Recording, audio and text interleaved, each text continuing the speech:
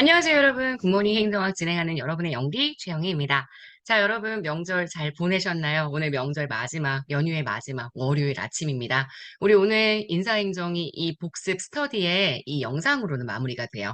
41일차 공직 윤리 들어갈 거고요. 외울 게 진짜 많습니다. 저랑 하나하나 외운다고 생각하고 여러분 보세요. 오케이? 그래서 정말 졸고 계시는 상태라서라도 이거 좀 들어주시면 좋습니다.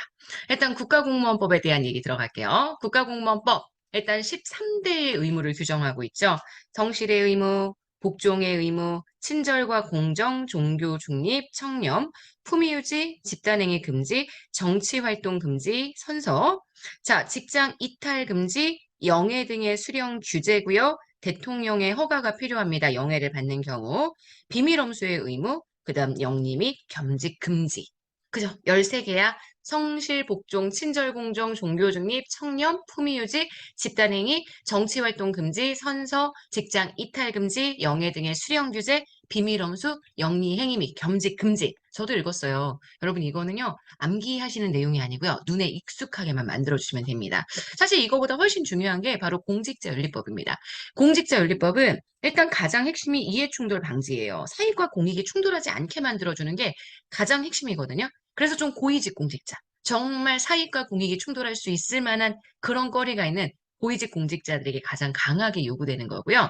아시겠지만 재산에 등록 의무하고요. 공개의 의무가 있습니다. 재산 등록이 일단 4급, 지금은 이렇게만. 재산 공개가 더 빡세다고 했죠. 요게 1급. 그 다음 여기는 다 외워주셔야 돼요. 정무직, 총경, 소방정. 그 다음 일정한 직무에 종사하는 7급. 요거 구체적으로 기본서에 다 나와 있는데 지금은 여기까지. 지금 보시는 1급 이상 당연히 정무직 들어가죠. 치안감 이상의 경찰 공무원, 소방정감 이상의 소방 공무원까지 4급, 1급 대상 정확하게 기억해 주시고요. 이건 마지막 저희 법령 특강 할 때에도 한 번 더 진행을 할 거예요.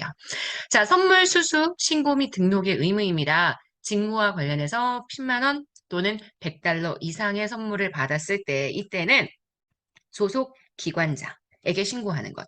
그래서 영해 등의 수령 규제하고 되게 많이 헷갈리시는데 영해의 수령 규제는 국가공무원법. 그다음 선물의 신고 등록의 의무는 공직자윤리법 꼭 기억해 주시고요. 자, 퇴직공직자의 의무입니다. 취업 제한이죠. 취업 제한 3년입니다. 내가 너무 취업하고 싶어. 그러면 내가 일하고 있었던 부서, 5년 동안 재직했었던 부서와 관련이 없는 기관이라는 증명을 해줘야 되고요. 그게 아니라면 일단 무조건 3년간 취업 불가. 이후에도 행위 제한이죠. 재직 중에 체리한 업무를 퇴직 후에는 절대 취급하거나 부정 청탁 알선 불가라는 것도 알고 계실 거예요. 자, 그래서 공직윤리에 대한 전체적인 내용들을 쭉 정리했고요. 좀 더 봅시다. 자, 부패방지 및 국민권익위원회 설치 및 운영에 관한 법률. 사실 부패방지에 관련되어 있는 제도로 더 자세하게 언급이 되는데요. 꼭 많이 언급되는 내용이니까 기억을 해주시고요. 내부 고발자 보호제도 들어가죠. 그다음 비임현직자에 대한 취업 제한 들어가고요. 사실 이 법의 가장 핵심은 국민권익위원회예요. 그래서 국민권익위원회를 설치할 수 있고 이들이 우리나라의 옴부즈만 역할을 한다까지 같이 기억을 해주셔야 합니다.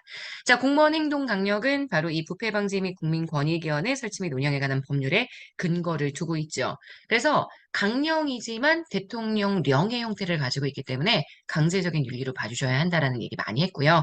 요거에 근거를 두고 각 기관은 다시 기관별 행동 강령을 만들어줘야 합니다. 부정 청탁 및 금품 등의 수수 금지에 관한 법률, 소위 김영란법이라고 얘기하죠. 청탁 금지법입니다. 그래서 금지 금품 수수 행위, 직무 여부와 관계 없습니다. 아무리 직무와 관계가 있어 보인다고 하더라도 1회 100만 원, 매 회계연도 300만 원 초과하는 금품 등의 수수가 금지되어 있고요. 부정 청탁, 각급 학교의 입학, 성적, 수행평가 등의 업무에 대해 법령을 위반, 처리 조작하는 행위, 공공기관이 주관하는 각종 수상, 포상, 우수기관 선정 또는 우수자 선발에 관해서 법령을 위반해 특정 개인, 단체, 법인이 선정 또는 탈락되도록 하는 행위, 채용, 승진, 전보, 공직자의 인사에 관해 법령을 위반해서 개입하거나 영향을 미치도록 하는 행위, 요거 다 지금 부정 청탁에 해당하는 행위이기 때문에 금지되어 있다는 점 기억해 주시면 됩니다. 자, 여기까지 봐주시게 되면 일단 공직 윤리에 관련된 법들은 제가 쭉 봤고요. 이것만 내용을 보느냐? 아닙니다. 공직 부패에 대한 내용도 봐야죠. 부패는 다 보실 필요는 없고요. 일단 몇 가지만 골라서 보도록 하겠습니다. 부패에 특히 접근법. 부패를 저지르는 관료 개인이 문제야. 이게 우리가 얘기하는 도덕적 접근법. 법이나 제도의 결함이나 운영이 미숙해서 문제야. 이게 제도적 접근법이고요. 제가 이해가 안 되면 이것만이라도 꼭 기억하시라고 했습니다. 다양한 요인들의 복합적인 상호작용의 결과. 이걸 우리가 체제론적 접근법 이렇게 얘기를 하죠. 그 다음 사회문화적 환경이 문제야. 사회문화적 접근법 이렇게 얘기를 합니다. 요거는 부패가 발생하는 이유, 원인을 설명하는 접근법이고요. 자, 밑에 있는 내용은 부패의 유형들이죠. 하나씩 가볼게요. 관료와 공무원 사이에 거래가 일어나면 거래형 부패. 자, 그리고요. 거래가 없습니다. 공무원만 하게 되면 비거래형 부패. 정치인이 주로 주축이 되어서 일어나면 권력형 부패. 하급 행정 관료들에 의해서 이루어지는 부패는 보통 생계형의. 자, 연속성이 없이 구조화되지 않은 부패라고 이야기를 한다면 이게 일탈적인 부패이다라고 이야기를 해줄 수가 있고요. 우발적이라고 얘기하기도 하죠. 그리고 제도적 부패, 제도에 의해서 만들어지는 부패, 부패 공직자가 죄의식을 느끼지 못하고 조직의 옹호를 받는 그러한 부패라고 생각하시면 되고요. 자, 이론상 일탈행위로 규정될 수 있지만 어느 정도 용인되어 있는 관례화되어 있는 부패, 백색 부패라고 이야기를 하죠. 사회 구성원 중에 일부 집단은 처벌을 원하지만 다른 애들은 처벌을 원하지 않아서 애매하게 될 수 있는 부패, 회색 부패라고 이야기를 하고요. 모두가 처벌을 원하는 부패는 흑색 부패입니다. 자, 여기까지 봐주셔야 되겠죠? 자, 그러면 그에 대한 선지들 한번 보도록 하겠습니다. 자, 국가공무원법상의 의무들을 구분하시는 게 굉장히 중요해요. 그래서 국가공무원법상의 비밀 엄수의 의무, 국가공무원법상의 지금 겸직 금지의 의무, 국가공무원법상의 친절 공정의 의무. 국가공무원법과 지방공무원법은 복붙입니다. 거의 유사해요. 그래서 13대 의무의 내용은 동일합니다. 소속 상사 허가 없이 또는 정당한 이유 없이 직장 이탈하지 못하고요. 지방공무원법상 영예나 증여를 받는다. 대통령의 허가를 받아야 한다는 거 마찬가지입니다. 공직자의 재산 등록 공개의 의무. 이거는 우리나라 공직자윤리법에 근거를 두고 시행하고 있습니다. 정무직 공무원과 일반직 4급 이상이라고 이야기하면 재산 등록의 의무고요. 총경, 소방정, 이들 마찬가지로 재산에 등록하는 고위공직자 됩니다.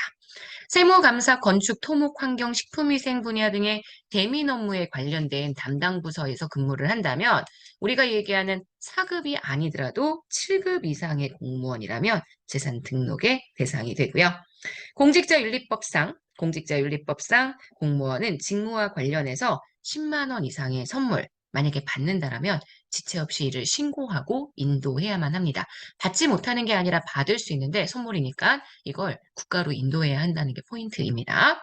자, 직무와 관련해서 외국인으로부터 10만 원 또는 100달러 이상의 선물을 받을 때에 소속기관 단체의 장에게 신고하고 선물 인도해야 하는 것. 그래, 계속 이렇게 나와요. 여기서. 그죠? 공직자윤리법 내용이고요. 자, 공직윤리 확보를 위해서 공무원, 고위공직자, 직무 관련된 주식 보유하는 경우에는 주식을 백지 신탁하는 의무 도입하고 있고요. 부패 방지 및 국민권익위원회 설치 및 운영에 관한 법률에 내부고발자 보호제도의 규정이 있습니다. 자, 공무원 행동 강령은 부패 방지 및 국민권익위원회 설치 및 운영에 관한 법률의 근거를 두고 대통령령으로 제정되어 있고요. 행동강령은 공무원에게 기대되는 바람직한 가치 판단, 의사결정 담고 있고 공무원이 준수해야 하는 행동 기준으로도 작용할 수 있습니다. 자, 공무원 행동강령은 중앙행정기관의 장에게 공무원 행동강령 시행에 필요한 범위에서 해당 기관의 특성에 적합한 세부적인 기관별 공무원 행동강령입니다. 다음 페이지로 딱 나가 있네요. 행동강령을 제정하도록 규정하고 있습니다. 자, 부정청탁 및 금품 등의 수수 금지에 관한 법률상 누구든지 직접 또는 제3자를 통해 법에 규정된 직무를 수행하는 공직자에게 부당 청탁을 해서는 안 되고요. 부당 청탁 및 금품 등의 수수 금지에 관한 법률에 따르면 1회 100만 원, 회계연도 300만 원 초과, 직무 수행 여부와 관계없이 직무 관련 여부와 관계없이 금품을 받을 수 없고요. 각급 학교의 입학 성적 수행 평가 등의 업무에 대해서 법령 위반의 처리 조작하도록 한다. 부정청탁 행위에 해당합니다. 공공기관이 주관하는 각종 수상, 포상, 우수기관 선정 또는 우수자 선발 등에 관하여서 법령을 위반해서 특정 개인단체 법인이 선정 또는 채택되도록 하는 행위. 요거는 마찬가지로 부정청탁에 해당하고요. 부정청탁 및 금품 등의 수수 금지에 관한 법률에 그 내용이 들어가 있습니다. 채용 승진 전보, 공직자의 인사에 관해서 법령 위반하거나 영향을 미치도록 한 행위, 마찬가지로 부정청탁에 해당합니다. 그래서 여기까지 내용 봐주셔야 되고요. 자, 공직부패에 대한 내용 볼까요? 자, 도덕적 접근, 아까 했습니다. 관료 개인의 윤리의식과 자질, 제도론적 접근, 지금 법이나 제도상의 결함이나 운영의 미숙, 체제론적 접근, 여러 가지 요소의 복합적인 요인으로 공직 부패가 발생한다고 보고요. 비거래형 부패, 거래 당사자 없이 일어나는 부패입니다. 일탈형 부패, 무허가 단속을 하고 있던 공무원이 정상적인 활동을 하다가 잠깐 일탈을 하는 경우라고 하면 일탈형 부패고요. 제도화된 부패와 비교해서 봐주셔야 합니다. 제도화된 부패라고 이야기를 해주게 된다면 지금 인허가와 관련된 업무, 대부분의 업무를 처리하면서 의례적으로 급행료를 받는 거. 그러니까 모두 다 의례적으로 제도화되어 있으면 이건 제도화된 부패고요. 그게 아니라 특정한 애들에게만 실시하게 되면, 나타나게 되면 이거는 일탈형 부패가 됩니다. 자, 백색 부패. 금융위기가 심각해. 그럼에도 불구하고 금융위기가 전혀 없다고 거짓말하는 것. 이런 것들이 사회적인 요인이 되는 부패이기 때문에 백색 부패가 됩니다. 자, 그러면 우리 문제 좀 풀어보도록 할게요. 자, 행정윤리에 대한 설명으로 옳은 것은 이렇게 얘기를 했습니다. 공직자윤리법상 지방의회 의원은 외국으로부터 받은 선물에 신고 의무가 없다. 아닙니다. 지방의회 의원도 공직자윤리법상의 윤리 원칙의 대상이 되고 있기 때문에 선물을 받으면 신고를 하게 됩니다. 공무원의 주식 백지 신탁의 의무는 부패 방지 및 국민권익위원회 설치 운영에 관한 법률 아니고요. 요거는 공직자윤리법의 내용입니다.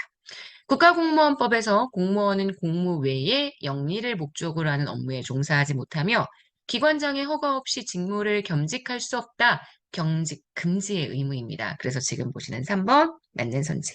공직자 행동 강령은 공무원이 중수해야 하는 행동 기준입니다. 요거는 국가공무원법이 아니라 부패방지 및 국민권익위원회 설치 및 운영에 관한 법률에 근거를 두고 있습니다.